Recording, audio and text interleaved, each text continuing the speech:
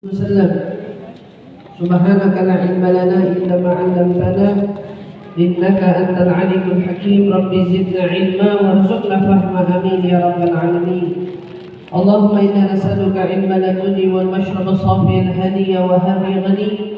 اللهم إنا نسألك علما لدني والمشرب صافي الهدي وهبي غني. اللهم إنا نسألك علما لدني والمشرب صافي الهدي وهبي غني. Alhamdulillah, segala puji syukur bagi Allah Subhanahu wa taala. Kembali lagi Allah mengumpulkan kita di dalam majelis Hadrah Ummul Mukminin Sayyidatuna Khadijatul Kubra. Dan insyaallah mudah-mudahan kita semua yang hadir ini tercatat menjadi orang-orang yang kelak akan berada di dalam barisannya, di dalam barisan Sayyidatuna Khadijah, istri tercinta baginda Nabi kita Muhammad sallallahu alaihi wa alihi wasallam. Sebelumnya saya mau mengucapkan minal aidin wal faizin wal maqburin wa kullu 'am wa antum bi alfi khair. Selamat hari raya Idul Adha.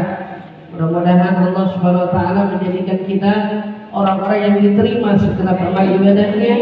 Dan insyaallah kemuliaan daripada bulan Dzulhijjah dari tanggal 1 sampai tanggal 10 Dzulhijjah, kita semua menjadi orang-orang yang mendapatkan banyak keberkahan dari Allah Subhanahu wa taala. Ampunan-ampunan sebagaimana yang Allah berikan untuk orang-orang yang beribadah haji tahun ini, kita insyaallah tidak terhalangi keberkahan dan juga pemberian Allah dari segenap rahmatnya untuk orang-orang jemaah haji juga kena buat kita semua yang hadir di sini. Insyaallah amin ya rabbal alamin. Dan mudah-mudahan Allah Subhanahu wa taala memanggil kita segera untuk dapat menunaikan ibadah haji di tanah sucinya Allah Subhanahu wa taala, dan juga memanggil kita untuk dapat berziarah ke makam Nabi kita Muhammad sallallahu alaihi wasallam. Amin amin ya rabbal alamin. Alhamdulillah, kita sampai di pertemuan ke-6 kalau saya tidak salah. Hari ini pertemuan ke-7 ya. Pertemuan ke-7 daripada Hadrah Ummul Mukminin Sayyidatuna Khadijah. Sebelum kita lanjut untuk bil barakah, karena ibu jangan lupa nanti siang majelis di Condet, majelis Salim Al-Humairah. Kita mau ngambil barakah sedikit saja, melanjutkan dari kisahnya Sayyidatuna Khadijah dari kitab Al-Bushra. Namun sebelumnya sama-sama kita awali dengan doa tadi. Bismillahirrahmanirrahim. Nawaitu ta'allum wa ta'lim wa naf'a wal intifa' wal mudhakara wal tadhkir wal ifadah wal istifada wal hidda ala tamassuk bi kitabillah wa sunnati rasulillah sallallahu alaihi wasallam wa du'a ila al-huda wa dinalata ala al-khair ibtigha'a mardati wa qurbi wa thawabi wa husnul khatimah ma'al lutfi wal afiyah wa salahil 'aqiba bi rahmatika ya arhamar rahimin. Amin ya rabbal alamin. Bismillahirrahmanirrahim. Wa qala al-musannif rahimahullah wa nafa'na bihi wa bi'ulumi fid dharain. Amin. Radhiyallahu anna wa ankum wa sayyidil ummah ajma'in. Qad kana laha radhiyallahu anha mawaqif ma'a zawjiha mashhura. فلا تذكر قصة الوحي والبعثة إلا وهي معها مذكورة. وسنذكر مسألة الوحي من أولها لنعرف مقدار هذه السيدة وفضلها. فاعلم أن أول ما بدأ به رسول الله صلى الله عليه وسلم من النبوة التي تفضل بها عليه مولاه أنه كان لا يمر بشجرة ولا حجر إلا قال السلام عليك يا رسول الله. وغير ذلك من الإرهاصات التي أشهرها الرؤيا الصادمة. فكان صلى الله عليه وسلم لا يرى رؤيا في نومه إلا وكان لا محالة واقعا. Sayyidatuna Khadijah, sebagaimana kita sama-sama tahu bahwa dia adalah istri Nabi yang begitu setia kepada Nabi Muhammad SAW. Jadi kalau kamu mau tahu kesetiaan seorang istri kepada suami yang sebenar-benarnya, itu belajar dari kesetiaannya Sayyidah Khadijah. Nah, semoga Allah Subhanahu wa taala meridhoinya. Apa yang dikatakan fala tadhkuru qissatul wahyi. Seorang Sayyidah Khadijah itu memiliki kebersamaan waktu dengan Nabi yang begitu luar biasa. Kalau bahasa orang kita sekarang itu, Sayyidah Khadijah sama Nabi itu quality time-nya bagus. Ini bukan tentang durasi yang banyak. Ini bukan tentang setiap saat di mana laki ada di situ ada dia, bukan. Tapi ini tentang di mana saat-saat beliau dibutuhkan, Sayyidah Khadijah selalu ada. Nah, jadi bukan tentang di mana ada laki di situ ada bini, bukan. Tetapi di mana istri dibutuhkan, Sayyidah Khadijah selalu hadir di samping Nabi kita Muhammad Sallallahu Alaihi Wasallam. Makanya dibilang tidaklah kisah-kisah wahyu itu diuraikan. Nanti kisah-kisah wahyu juga, kecuali di situ ada sosok Khadijah. Bayangin, wahyu itu kan perkara penting. Apalagi sebagaimana kita tahu awal-awal wahyu turun, Nabi SAW itu kebingungan. Nah justru di saat-saat genting semacam itu, Sayyidah Khadijah itu pasti selalu ada bersama dengan Nabi Muhammad Sallallahu Alaihi Wasallam. Beliau selalu ada. Makanya ini patut dibanggakan bagi seorang istri. Momen-momen yang paling dibutuhkan untuk seorang suami kehadiran istri, kala-kala betul-betul dia sedang butuh, sedang risau, sedang gelisah, sedang takut, kehadiran istri yang semestinya menjadi penenang itu ada di samping suami. Tapi kalau suami lagi mumet, suami malah bilang, udah kamu pergi dulu deh, kalau saya lagi pusing. Nah ini ciri-ciri istri yang gak tenangin suami. Kadang bahkan suami di saat mumet aja gak pengen ada dia dekat-dekat. Kebalik kan? Nah ini menjadi introspeksi diri kita. Saya tipe yang mana? Kalau hadir itu diharap atau tidak diharap? Kalau suami lagi mumet saya dicari, apa saya malah disuruh pergi? Nah, ini menjadi kegagalan pertama seorang istri. Jadi kamu jangan nganggap remeh. Kegagalan pertama saat dia sedang berada di dalam tekanan, dia tidak cari kamu. Itu kegagalan kamu sebagai istri yang pertama. Tetapi saat dia sedang berada di dalam titik terendah atau sedang mumet, sedang pusing dan lain-lain sebagainya, dia mengharapkan kamu hadir untuk membersamainya, maka kamu istri yang patut dibanggakan. Gak gampang itu model-model kayak begini ditinggalin. Gak gampang model-model kayak gini dikhianatin, enggak. Tapi mama yang tipe-tipe begitu punya masalah, sono deh, pergi dulu deh, lo jangan masuk kamar dulu deh, jangan ini dulu. Wah, yang begini-begini baik-baik. Banyak peluang untuk apa? Untuk akhirnya kamu kecewa. Jadi di sini kita belajar tentang hidupnya sosok seorang Sayyidah Khadijah dengan baginda Nabi Muhammad untuk menjadi pembelajaran kita dan berusaha mengaplikasikan sifat-sifat luhur itu pada diri kita. Saya nggak begitu tuh, bukan nggak begitu, belum begitu. Jadi ngomongnya jangan nggak begitu, tapi belum begitu. Saya lagi belajar untuk menjadi yang begitu. Ibu jangan patah semangat. Kalau kita melihat ya Allah sosok seorang Sayyidah Khadijah ini begini, maka berarti kita mau belajar untuk meniru, ya, budi pekerti dari seorang Sayyidah Khadijah. Maka katanya tidaklah kisah wahyu itu nanti diangkat kecuali Sayyidah Khadijah itu bersama pula disebutkan kisah di balik itu. Ada Sayyidah Khadijah di samping itu. Maka ini menandakan apa? Menandakan tentang tingginya kedudukan wanita yang mulia. Kan salah ada pepatah bilang ya, apa di siapa tuh yang ngomong saya? Di balik laki-laki sukses ada wanita hebat. Laki-laki yang berhasil ini ada wanita hebat di belakangnya. Wanita hebat di belakangnya menjadi pendukung, menjadi pendorong, yang menjadi penyokong, menjadi pemberi semangat dan lain sebagainya. Nah ini baru sedikit dari apa yang ada pada sosok seorang Sayyidah Khadijah.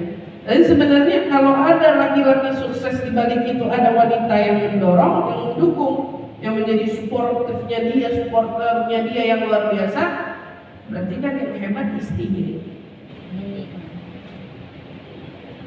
Hebat istrinya.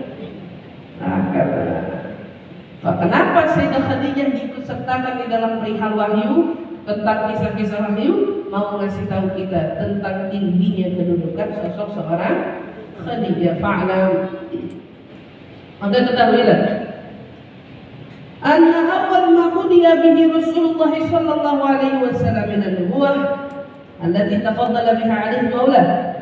Jadi ketahuilah bahwa kedudukan seorang Sayyidah Khadijah awal-awal pertama kali diutusnya wahyu kepada Rasul sallallahu alaihi wasallam, yang merupakan itu salah satu karunia terbesar dari Allah untuk siapa? Untuk Rasulullah.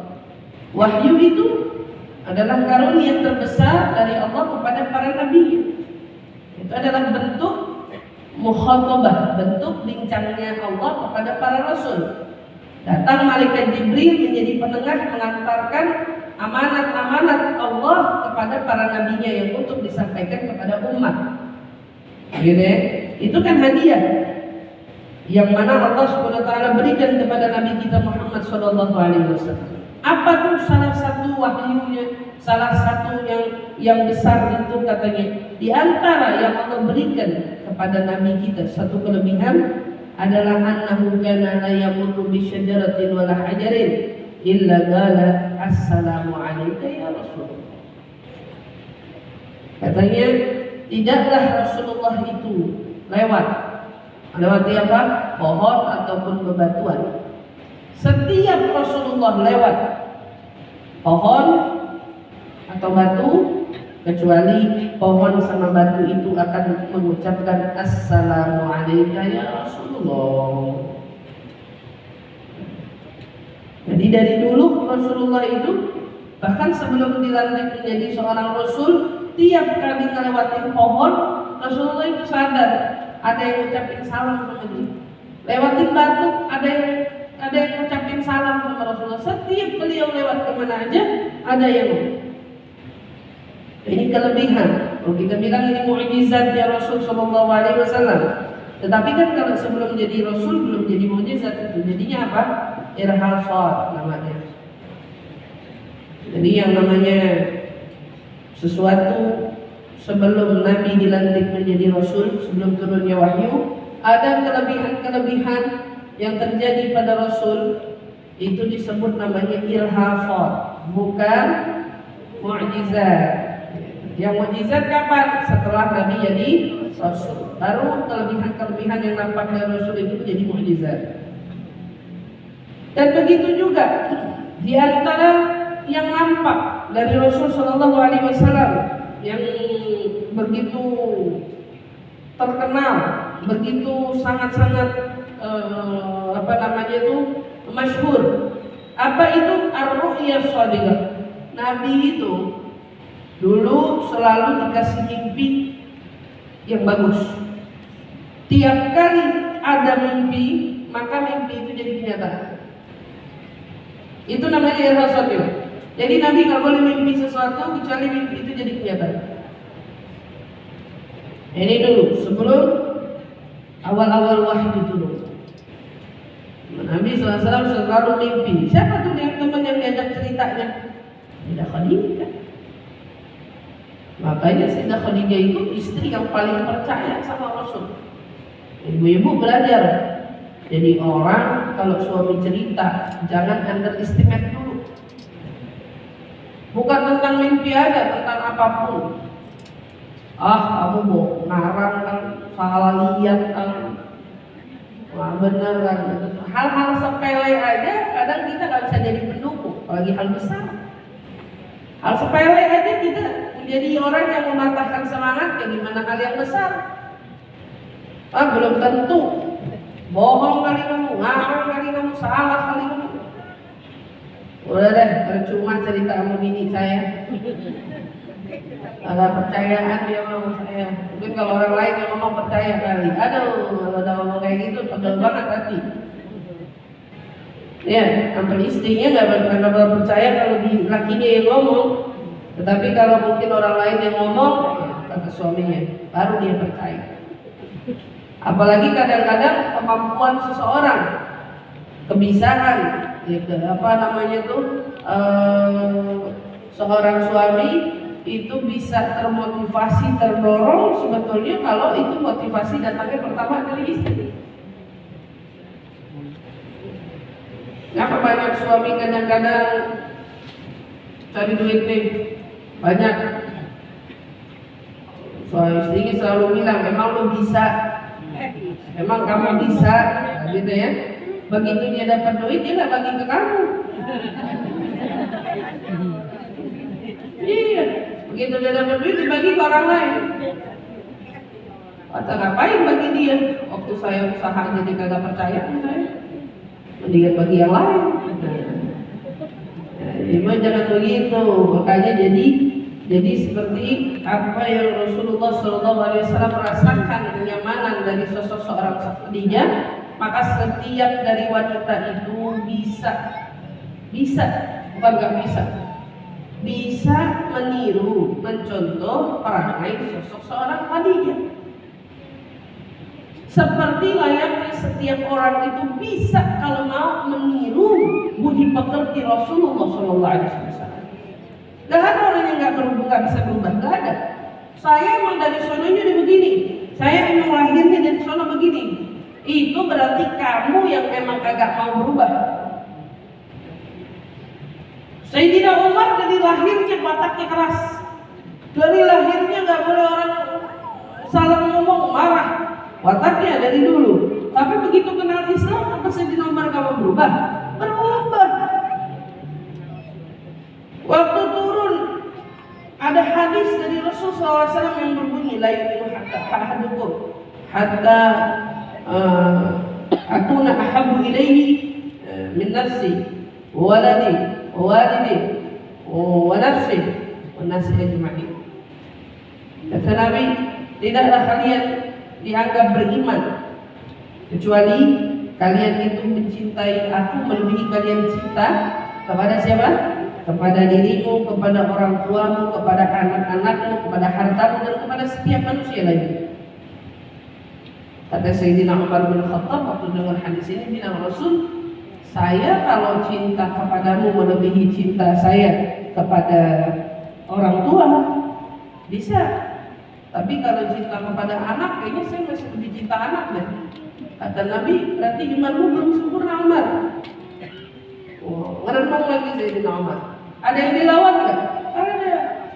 Dilawan oleh Sayyidina Umar. Ya Rasulullah, kalau gitu saya bisa cinta sama kamu, walaupun saya cinta daripada anak saya sendiri. Tapi saya belum bisa mencintaimu melebihi saya cinta kepada harta saya. Jujur Sayyidina Umar.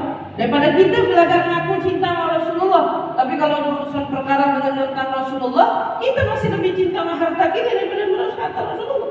Apapun urusan Rasulullah, harta kita lebih kita sayang, lebih kita peluk, lebih kita jaga daripada syariatnya. Kan gitu. Sayyidina Umar jujur, saya lebih cinta harta saya daripada engkau wahai Rasul. Idzan antum bil iman fi Umar. Kalau gitu iman kamu belum sempurna wahai Umar. Sayyidina Umar, saya bisa cinta kepadamu ya Rasulullah, melebihi aku cinta kepada anak, kepada orang tua, kepada harta. Tapi untuk cinta melebihi saya mencintai diri saya sendiri gak bisa, belum. Berarti iman kamu belum sempurna wahai Umar. Lihat berapa fase perubahan atau perlawanan yang harus dilakukan oleh sosok seorang Umar. Diam sejenak Sayyidina Umar, lalu kemudian ya Rasulullah, aku mencintaimu melebihi aku cinta daripada ayahku, daripada anak-anakku, daripada hartaku, dan daripada diriku sendiri. Dan mulai sekarang saya cinta sama kamu lebih dari itu semua. Apa jawaban Rasulullah? Al-ana ya Umar tukbil iman. Baru sekarang wahai Umar imanmu sempurna. Apa itu gak ada perlawanan? Apa itu gak ada usaha? Usaha. Kalau orang pikir watak dari sono udah begitu bawaannya. Berarti kamu gak mau berubah. Berarti kamu bentengin diri untuk menjadi orang baik. Kamu udah terima nasib aja maunya jadi watak yang begitu, punya sifat yang begitu. Jangan. Kita belajar di sini ngelihat apa yang kita lihat dari Nabi kita Muhammad Sallallahu Alaihi Wasallam, juga perangainya sosok seorang Khadijah. Lihat, wa habbaballahu ilaihil khalwah. Allah Subhanahu Wa Taala menanamkan di hati Nabi kita Muhammad rasa cinta kepada menyendiri. Rasulullah dulu sebelum turunnya wahyu, hobinya apa? Khalwah. Khalwah itu artinya menyendiri. Senang diam sendiri. Di mana? Dalam goa. Falam yakun syai'un ahabbu ilaihi min an yakhluwa. Kala itu enggak ada sesuatu yang paling Rasulullah sukai, yang paling Rasulullah senangi, kecuali dia itu paling senangnya khalwah, menyendiri, duduk di dalam goa, tafakkur, mandangin Ka'bah dari kejauhan. Dulu sebelum Makkah itu dibangun dengan menara-menara yang menjulang tinggi ini, sebelum ada perluasan haram, belum ada Tower Zam-Zam yang menjadi ikonnya Makkah sekarang ya. Itu kalau naik ke Gua Hira itu kelihatan langsung Ka'bah. Sekarang setahu saya udah nggak kelihatan, ketutupan sama menara-menara yang ada, bangunan-bangunan tinggi ya. Dulu setiap kali naik ke situ kelihatan. Maka Rasulullah demen duduk di situ sambil mandangin Ka'bah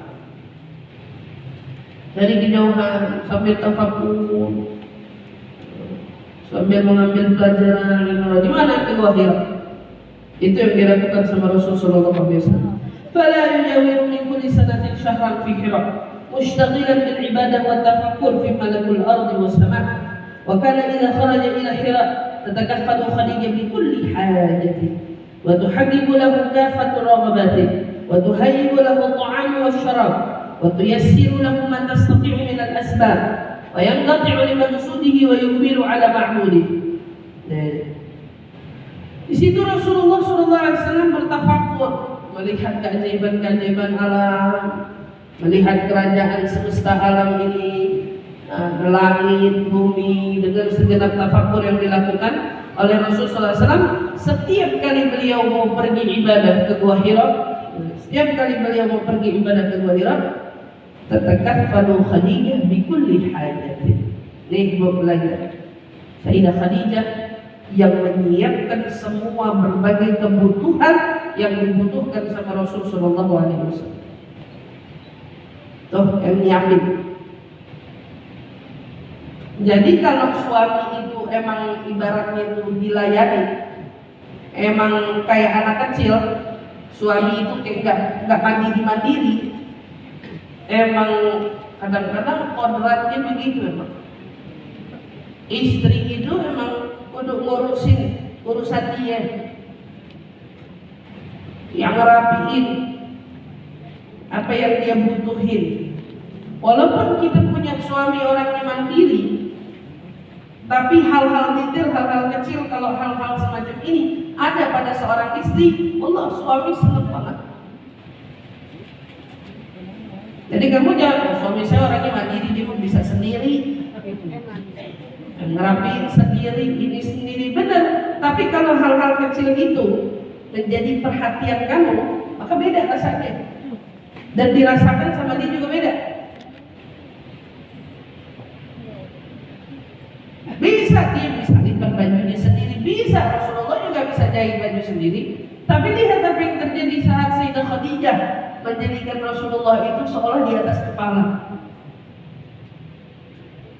Waktu Nabi nikah sama Sayyidah Aisyah kecil, anak kecil yang depannya dimanja, depannya diladenin, depannya disenengin gitu ya.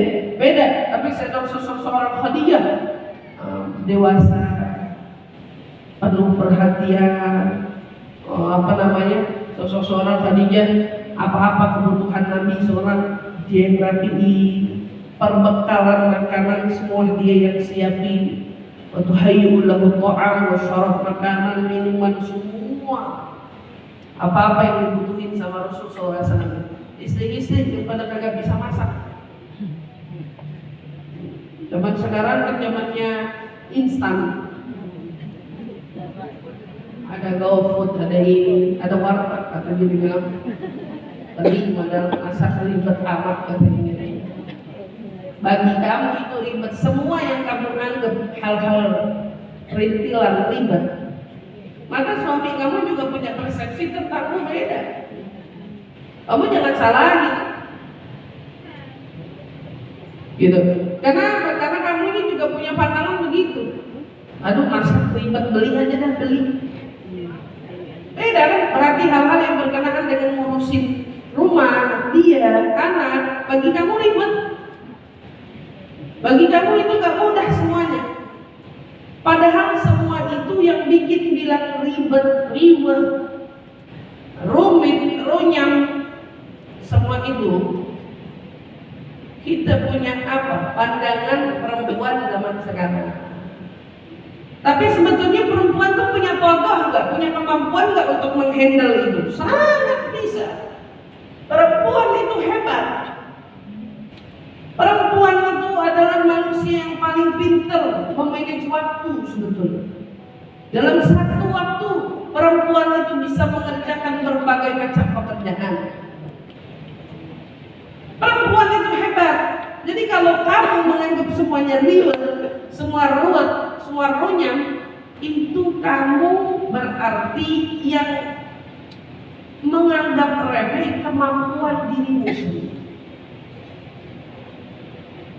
Perempuan itu berarti dia yang menganggap dirinya tidak memiliki kemampuan hebat itu. Allah kasih cuma-cuma, sama dia dianggap ruwet.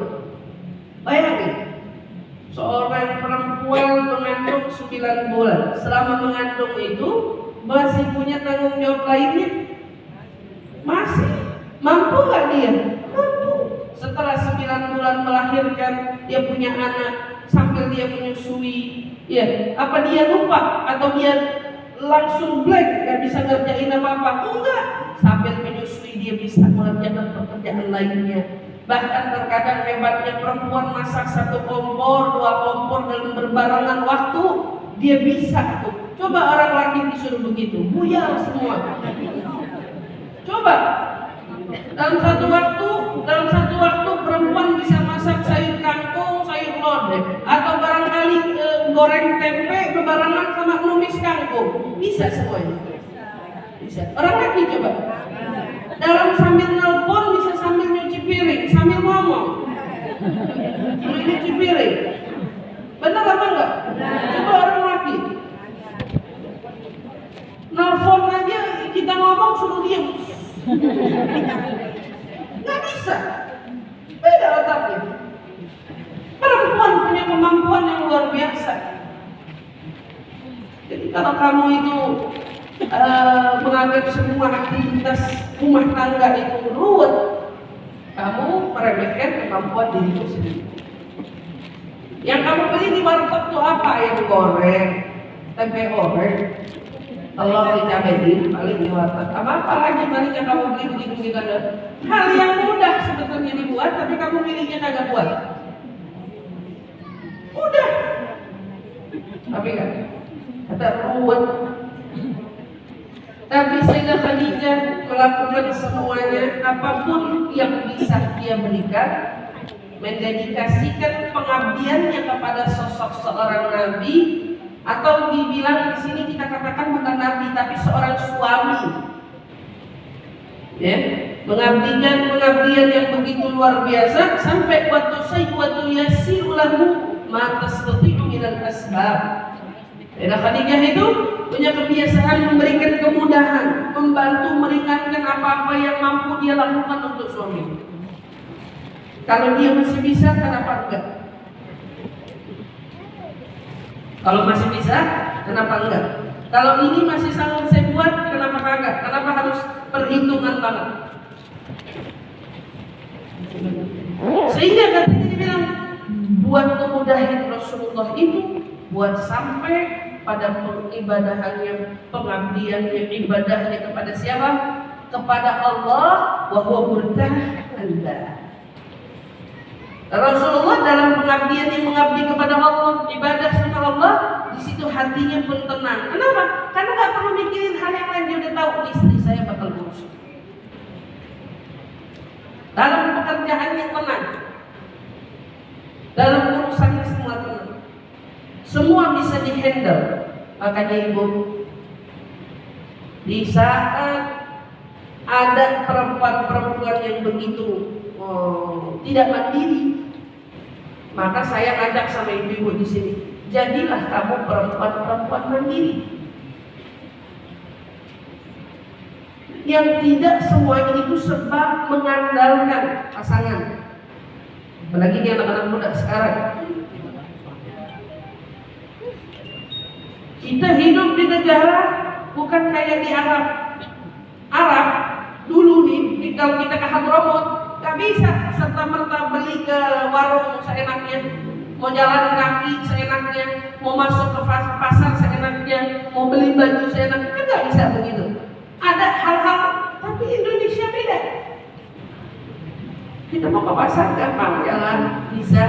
Tapi ada istilah, mau jalan ke pasar, ada yang nganter. Ada motor tapi nggak sama ya. Kamu ada motor yang sama. Jadi gimana? Dia nungguin suami pulang dulu baru bisa. Aturan kamu udah bisa mengerjakan banyak hal gara-gara ketidakmandirian kamu jadi apa? Jadi terbatas. Kebanyakan ngandelin. Hebat. Kecuali mau benerin genteng, iya dia doang yang bisa ya. Mau benerin genteng dia doang yang bisa ya. Yang lainnya mah ya ada. Min kulli al-muta'alliqat wal ashghal fa idza talat ghaibatu 'alayha tarakat kull ma ladayha wa kharajat talamassu fi makanih alladhi ta'awwadat dhahabu ilayhi. Katanya Sayyidah Khadijah kalau udah kelamaan Rasulullah pergi nih gak pulang-pulang. Rasulullah pergi gak pulang-pulang. Kalau sekarang kan suami gak pulang-pulang, bingung ya pulang kemana.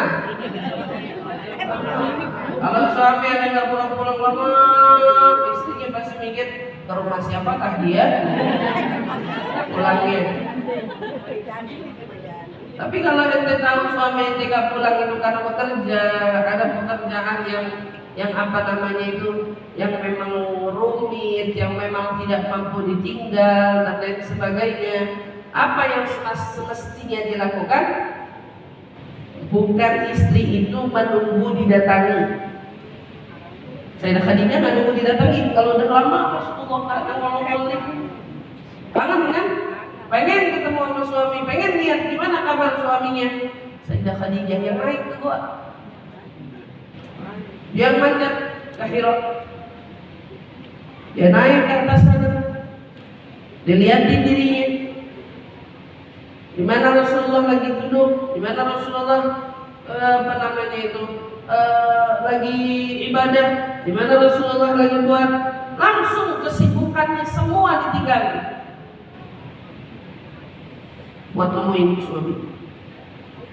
Bayangin kalau sekarang istri atau mungkin suami sama-sama saling ego dengan pekerjaan dan tugas.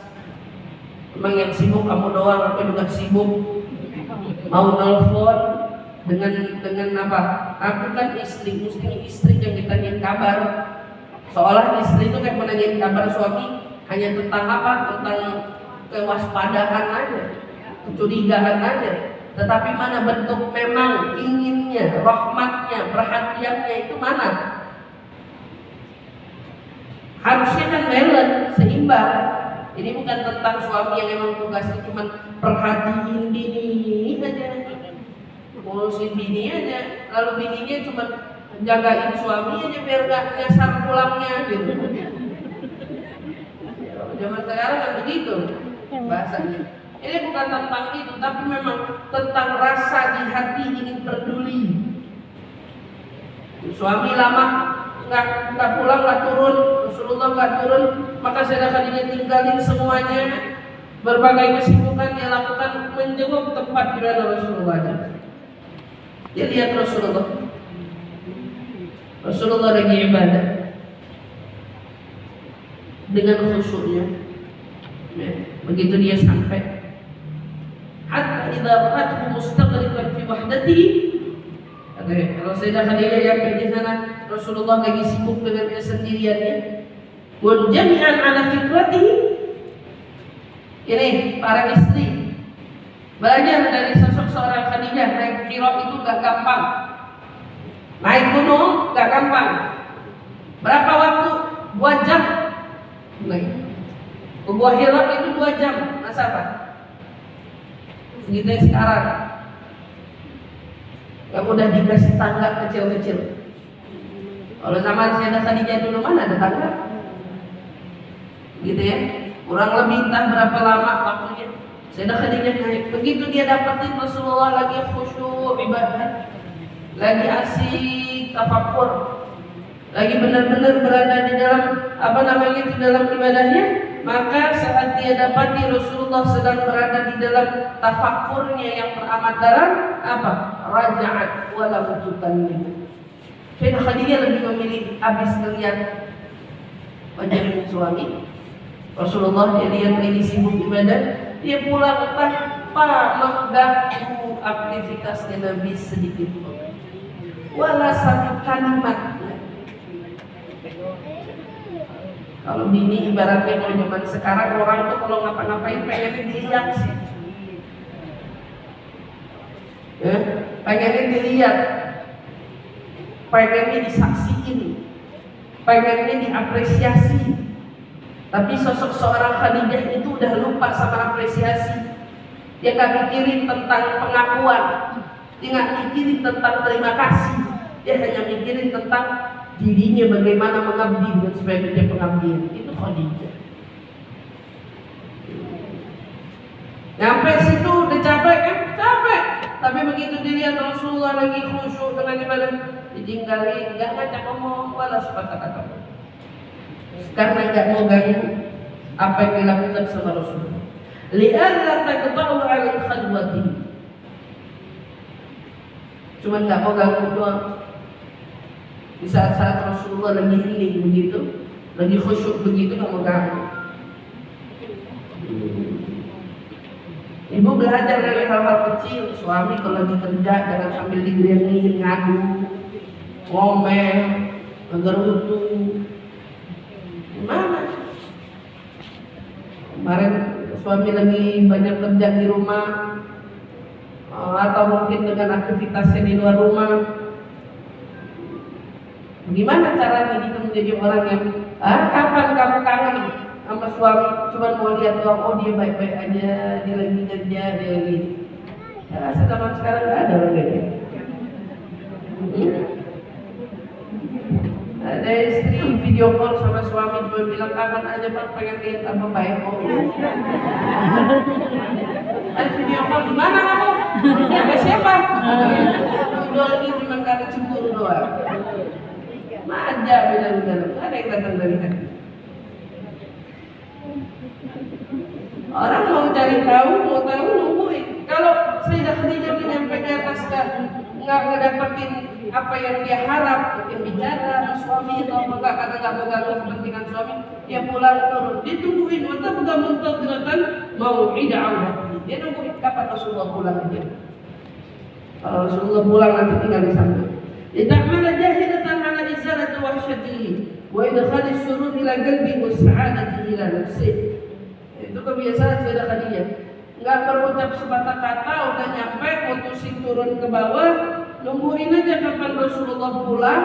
Nanti kalau Rasulullah udah pulang, biar dia bisa menjadi orang yang menenangkan setiap kekhawatiran yang ada pada dirinya Rasul sallallahu alaihi wasallam, dan bisa menjadi orang yang idkhalis surur, selalu memasukkan kebahagiaan di hati suaminya, selalu menyenangkan hati suaminya. Ibu, kalau setiap orang, khususnya perempuan, punya jiwa semacam ini, Iris kuping saya, nggak akan ada suami yang mau tinggalin bini.